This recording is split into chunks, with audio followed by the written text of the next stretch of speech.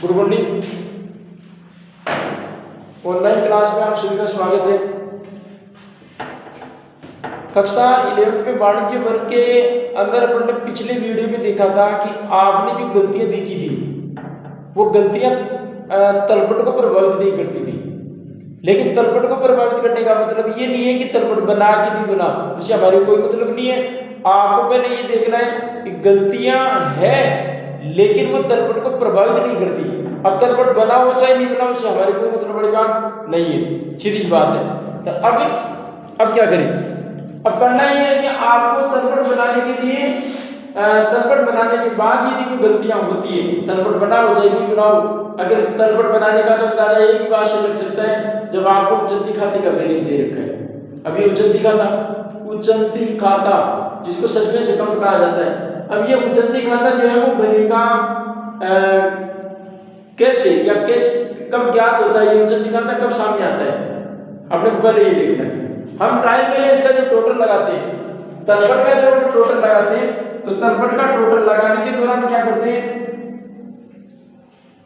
तलपट का जब टोटल लगाते हैं, चाहे डेबिट बैलेंस को चाहे क्रेडिट बैलेंस को,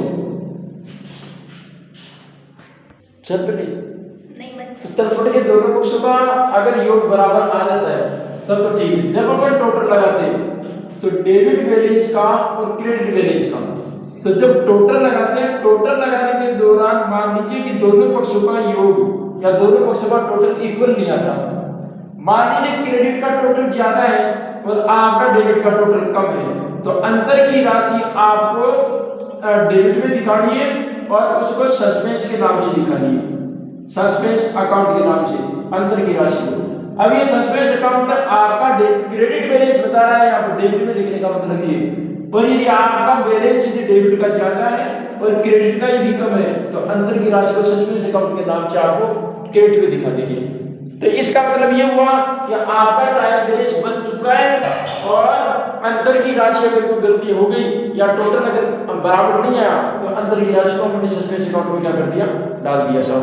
अब साहब गलतियां तलपट को प्रभावित यदि करती है, पिछले वीडियो के अंदर देखा था कि तलपट बना चाहे नहीं बना उससे हमारे कोई मतलब नहीं है, लेकिन वो तलपट को प्रभावित नहीं करती थी, चाहे उच्चंती खाता खुला हो और चाहे नहीं हो। वो गलती है ऐसी, उसे उच्चंती खाते का कोई लेना देना नहीं बचता।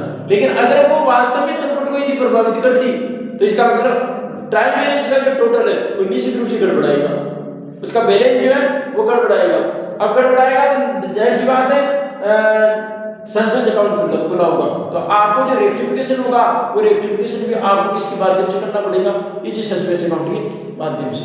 आओ एक सवाल करते हैं और देखते हैं कि सस्पेंस अकाउंट यदि खुला हुआ है तो इनका टोटल और इनका बैलेंस किस प्रकार से ज्ञात करें।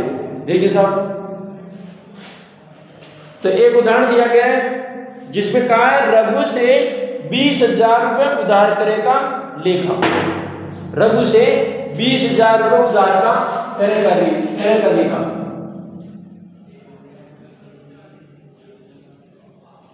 रघु से परचेज किया था और वो भी क्वांटिटी कितने की थी? 20,000 रुपये। तो 20,000 की लागत का माल रघु से अपने खरीदा था, व्यापारी ने खरीदा था। अब उसमें किस प्रकार की गलतियां दे रखी है, उस गलतियों की टेंडेंसी के आधार पर अपने को क्या करना पड़ेगा, इसका रेक्टिफिकेशन करना पड़ेगा। पहली गलती क्या बताता है वो देखिए साहब, तो रघु से किए गए 20,000 रुपये उधार करेगा लेखा पुस्तकों में किए ही नहीं, पुस्तकों में किए ही नहीं। अब एक बात बताओ, जब लेखांकन जब हुआ ही नहीं तो ये तलपट को प्रभावित करेगा नहीं, तलपट को प्रभावित। अच्छा एक बात, लेखांकन ही नहीं किया, गलती को सुधारने का तरीका ये है कि पहली बात तो उसने लेखांकन किए ही नहीं। अब जब लेखांकन किए ही नहीं तो जनरल में एंट्री नहीं हुई, और जनरल में एंट्री नहीं हुई तो लेजर पोस्टिंग नहीं हुई, और जब लेजर पोस्टिंग नहीं हुई तो जाहिर सी बात उसका ट्रायल बैलेंस भी नहीं बना। तो अब क्या करें? अब करने के लिए कि अगर लेखांकन नहीं किया तो कर ले, लेखांकन नहीं हुआ तो अब लेखांकन तो करना पड़ेगा। तो उसका सुधार क्या होगा? नंबर 1, पहली प्रविष्टि का, बोले रघु से माल खरीदा है तो परचेज के खाते को डेबिट करोगे, तो तो परचेज अकाउंट डेबिट। अच्छा उधार का काम था, पहले क्या करेगा, उधार खरीदा तो to Raghu account, to Raghu account. और वो भी कितने का, 20,000 रुपए का डेबिट में और 20,000 रुपए का क्रेडिट में। ये सारी जनरल प्रविष्टियां जनरल प्रॉपर में होगी, पहले पहले बता देता हूँ। ये जितनी भी प्रविष्टियां होगी सारी जनरल प्रॉपर के अंदर होगी। तो पहली नीति क्या थी कि साहब लेखांकन हुआ ही नहीं तो फिर क्या दिक्कत है। अब जो जनरल प्रॉपर में जो लेन देन हो गया उसकी लेजर पोस्टिंग हो जाएगी, उसकी लेजर पोस्टिंग होती है ट्रायल बैलेंस में, ट्रायल बैलेंस बनते फाइनल अकाउंट में चले जाएंगे, फाइनल अकाउंट में जाते हैं गलती छिप जाएगी अपने आप ही, कोई दिक्कत वाली बात नहीं है। दूसरा लेन देन क्या करता है, बोले 20,000 रुपए का अभिलेखन 10,000 से कर दिया। बोले अकाउंटेंट जान कोई हो, बोले ईसाई बंदी है, बोले कितने को माल खरीदी, बोले 20,000। बोले एंट्री करता हूँ पूरी, बोले 10,000। तो 10 को क्यों हो, भ्रष्टाचार को क्या चाले नहीं।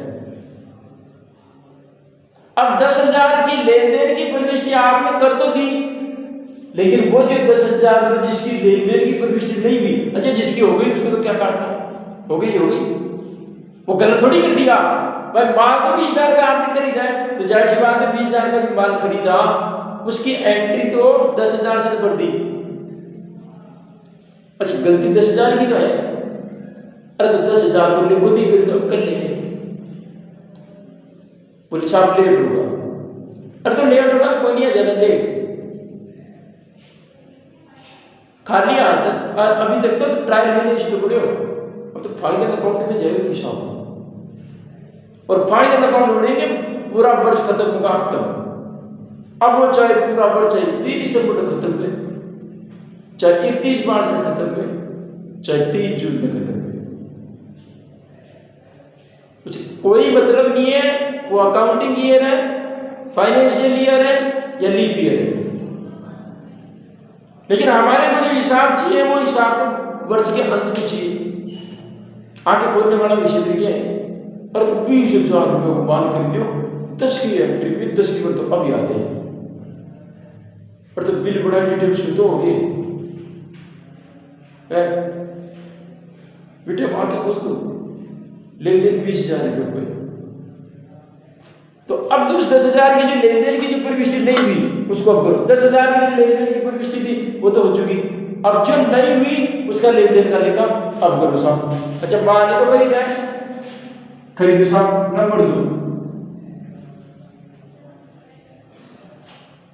अमाउंटेड ओनली 10,000, अमाउंट 10,000 का लिखा, एंट्री भी सही की अगले दिन, purchase account debit to Raghu account, पहले उसके दिमाग से पता नहीं निकल गई तो खुद निकल गया पता नहीं, एंट्री 10,000 की करी, तो अब 10,000 की अब करो, वेरिफिकेशन तो करना पड़ेगा। चलो एंट्री नंबर बनाओ, माल खरीदा है, purchase account debit, purchase account debit to Raghu account, Raghu account 10,000 की एंट्री नहीं हुई तो अब कर ली, 10,000 की एंट्री पहले से कर चुका था वो 10,000 की अब कर दी, 10 और 10 20, रघु के खाते में 20,000 का बैलेंस हो जाएगा, तो पता चल जाएगा रघु से कितने का माल खरीद रखा है 20,000, और उधर उधार के खाते में परचेज के खाते में 10,000 की क्वांटिटी का माल तो पहले लिख दिया था, 10,000 की क्वांटिटी का आज लिख दिया, हो गया परचेज के खाते में 20,000, ये सुधार करना था। तीसरा लेन देन देखो क्या कहते हैं, रघु से किए गए 20,000 में उधार करेगा लेखा, उसका अभिलेखन 25,000 रुपए से कर दिया, तीसरी गलती।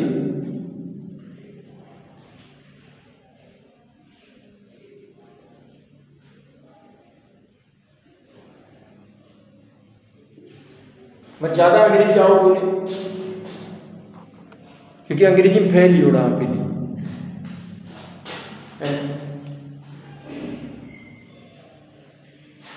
अमाउंटिंग राइटिंग बाय 25,000, माल लिखा था, बोले रघु से 20,000 की क्वांटिटी का माल खरीदा, अब की कोई अकाउंटेंट की आंखें फुटड़ी 20 का 25 लिखे हैं, अब की तो चश्मा मार मार ज्यादा दी वो होता है ऐसा। चश्मे से भी पूछते हैं कितने, और तो चश्मा लगा रखा है तो महीने के पूछे है। अमाउंट 25,000 रुपये से ज्यादा लिख दिया, जबकि माल खरीदा था कितने का, मात्र 20 का। 5,000 रुपये रघु आपका नौकर नहीं है, 5,000 रुपये दीजिएगा। अच्छा आपने तो खरीदा है क्या, आपको तो व्यापारी को तो रघु को 5,000 रुपये देने हैं उल्टे, तो रघु लेवा के जो रहे हो 5,000 रुपये बेची ऐसी क्या दिक्कत है। रघु सोचो 5,000 रुपये, मैंने कहा इनाम का, बोले इनाम का कौन, तो बोले मैं तो 25,000 रुपये मान लिया, बोले मेरा गोदाम से तो माल तो 20,000 रुपये बिल्टी मारे तो 20,000 की पड़ी, तो तेरे माल 25 रुपया डाको डालने को चली गया। की बात थी मेरे खाते में 20, मेरे स्टॉक में 20,000 की क्वांटिटी का माल ही गया और तेरे स्टॉक में जाके 25,000 की, जादू टोना में खेल तो नहीं है, बोले जादू टोना नहीं है तो फिर क्या 5,000 रुपये बेची दे, गाय भैंस खोलने को चाहिए नहीं।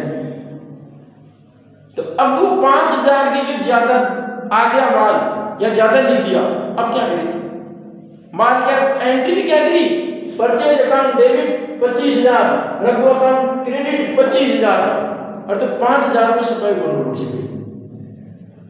अब 5,000 रुपये हटाने के लिए एक तरीका है क्या, कि आपके 5,000 रुपये जिन जिन खातों में आपने जिस बैलेंस में डेबिट में 5,000 रुपये, परचेज के खाते में 5,000 रुपये ज्यादा लिख दिए, रघु के खाते में 5,000 रुपये ज्यादा लिख दिए, तो एक काम करो, ये जिन खातों में आपने बैलेंस ज्यादा लिख दिया उनके बैलेंस को उल्टा कर दो और समान खाते विपरीत पक्ष में तो कट जाते हैं, समान खाते विपरीत पक्ष में तो क्या हो जाते हैं, कट जाते हैं। और कैसे कटते हैं मैं बताता हूँ आपको, इसका प्रैक्टिकल आप देखिए इधर। बोले एंट्री तो किया अकाउंटेंट ने, बोले क्या, बोले परचेज अकाउंट डेबिट और टू रघु अकाउंट किया, ठीक है बोले, लेकिन अमाउंट गलत लिख दिया 25,000, बोले चश्मा में वृद्धि क्या बोले कि 5,065 है, लेकिन आपने क्या किया, ये 5,000 रुपये ज्यादा लिख दिए, माल की क्वांटिटी तो 20,000 थी, तो अब क्या करें, तो एक काम करो, इस 5,000 रुपये जो ज्यादा लिख दिया उसकी विपरीत प्रविष्टि कर दो, रघु का खाता 5,000 रुपये से क्रेडिट है, 25,000 से क्रेडिट है, मतलब 5,000 रुपये ज्यादा है तो रघु के खाते को 5,000 रुपये से डेबिट दिखा दो, 5,000 रुपये से क्या कर दो, डेबिट दिखा दो। क्या दिक्कत है, ये लो साहब Raghu account debit to purchase के खाते में 5,000 रुपये, परचेज अकाउंट 5,000 रुपया 5,000 रुपये क्या सुधार की प्रविष्टि देखना आप, और खाते में अंत में 20,000 रुपये आएंगे, कैसे आएंगे वो देखिए साहब, समान खाते विपरीत पक्ष में कट जाएंगे,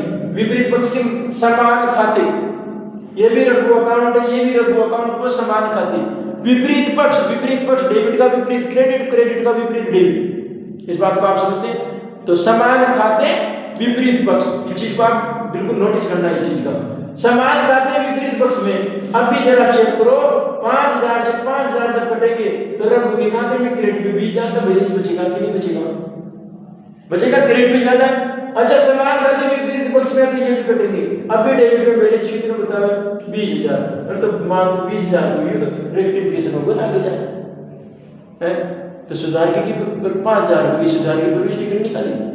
देखो साहब सुधार की प्रविष्टि, मेरा मानना ये है अगर ज्यादा लिख दिया आप तो आपको विपरीत प्रविष्टि कर दो, वो समान खाते विपरीत पक्ष में लेजर प्रविष्टि होती होती अपने आप कट जाएंगे, वो अपने आप क्या हो जाएंगे, कट जाएंगे साहब। देखो साहब, तो आपको सुधार की प्रविष्टि करने के लिए क्या करना पड़ेगा, आपको 5,000 रुपये से कॉन्ट्रा एंट्री करनी पड़ेगी, तो रघु के खाते को डेबिट कर दो ताकि वो कट जाएगा, समान खाते, तो Raghu account debit to purchase में 5,000 रुपये ज्यादा लिख दिया तो परचेज अकाउंट 5,000 रुपये डेबिट में और 5,000 रुपये क्रेडिट, ये रेक्टिफिकेशन है साहब। अब जो एंट्री आपने 25,000 से कर दी थी, इस एंट्री को करते ही ऑटोमेटिकली रघु के खाते में 5,000 रुपये कम हो जाएंगे, परचेज के खाते में 5,000 रुपये कम हो जाएंगे, सीधी बात। अगला देखो साहब, अगली क्या गलती की, चौथी गलती रघु से किए गए 20,000 के उधार करेगा खतौनी उसके खाते में की ही नहीं। वाह ना जी, उसके खाते में खतौनी नहीं की। अच्छा खतौनी नहीं किया, आपने जनरल में की, जनरल से आपने लेजर पोस्टिंग बढ़ाई। अब लेजर पोस्टिंग बढ़ा तो ली, लेकिन परचेज के खाते में तो एंट्री कर दिया। अब आप दिमाग लगाओ, परचेज डेबिट होती है तो डेबिट बैलेंस में तो कर दिया एंट्री, लेकिन रघु के खाते में प्रविष्टि नहीं हुई, तो अब प्रविष्टि करनी पड़ेगी साहब। क्या करनी पड़ेगी? प्रविष्टि। अब देखो प्रविष्टि पकड़ना एक बार ध्यान से। प्रविष्टि होनी थी purchase account debit to Raghu account, to Raghu account. वह लेन देन तो 20,000 का है, 20,000 का ही रहेगा, 25,000 रुपये भी नहीं कर सकता मैं, बेईमानी कर लिया। फिर परचेज अकाउंट डेबिट 20,000, बोले परचेज के खाते में तो सही लिख दिया। जैसे ही आपने परचेज की लेजर बनाई तो लेजर बनाने पर आपने क्या किया, ये क्रेडिट में है तो आपने डेबिट में टू रघु अकाउंट लिखा होगा और 20,000 रुपये से। अब जरा चेक करो इसका बैलेंस बताओ, डेबिट बैलेंस बताएगा कि नहीं बताएगा? बैलेंस शीट के नाम से, बाय बैलेंस शीट के नाम से बताएगा। आपने क्या किया, जब ट्रायल बैलेंस बनाया तो ट्रायल बैलेंस बनाने के दौरान आपने परचेज अकाउंट कितने लिख दिया? 20,000 रुपये डेबिट में लिख दिया, 20,000 रुपये डेबिट में लिख दिया। लेकिन जब रघु का खाता खोला तो रघु के खाते के अंतर्गत ये परचेज अकाउंट डेबिट में है, क्रेडिट में बाय परचेज के नाम से दिखाना था 20,000 रुपये, दिखाया ही नहीं। तो अब बताओ क्रेडिट का बैलेंस, इसका क्रेडिट बैलेंस आना चाहिए था, तो ट्रायल बैलेंस में भी क्रेडिट आना चाहिए था, लेकिन आया ही नहीं, लिखा ही नहीं। आएगा कहां से? लिखा ही नहीं। अब अंतर की राशि को क्या किया होगा ना, जो टोटल लगाया होगा तब बोले साहब 20,000 रुपये का टोटल कम लग गया, तो टोटल कम नहीं लगाया, खाता ही नहीं खोला, उसका एंट्री नहीं करी, तो अंतर की राशि को सस्पेंस अकाउंट के नाम से दिखाया और बोले क्रेडिट में 20,000 रुपये का अंतर का ही हो गया साहब। अब अंतर बराबर हो गया। कौन सा बैलेंस आ रहा है भाई साहब? ये डेबिट बैलेंस। कौन सा बैलेंस आ रहा है? Debit balance. सही बात है, डेबिट बैलेंस आ रहा है तो डेबिट कर। सुधार की प्रविष्टि सस्पेंस अकाउंट डेबिट 20,000 रुपये का अंतर आ रहा था, समाप्त हो गया, क्योंकि लेजर पोस्टिंग करूंगा तो ये डेबिट में तो क्रेडिट में जाएगा सस्पेंस अकाउंट, और क्रेडिट में जाएगा तो सस्पेंस अकाउंट यहाँ आएगा, यहाँ पे सस्पेंस का समान खाते क्रेडिट में तो घटेगी सर। सही बात है। अच्छा गलती किसने की थी? उसके खाते में, खाता किसका? उस रघु का, तो to Raghu account, to Raghu account. सही बात है, रघु अकाउंट 20,000, ये साहब शुद्धि का सुधार। ये थी एक बक्सी अशुद्धि। कौन सी अशुद्धि? एक बक्सी अशुद्धि, और वो भी तलपट बनाने के बाद, और तलपट को प्रभावित करने वाली अशुद्धि है, तलपट प्रभावित हुआ इससे, तो ये एक खाते में तो एंट्री कर दी, एक में एंट्री नहीं करी, सीधी सी बात है।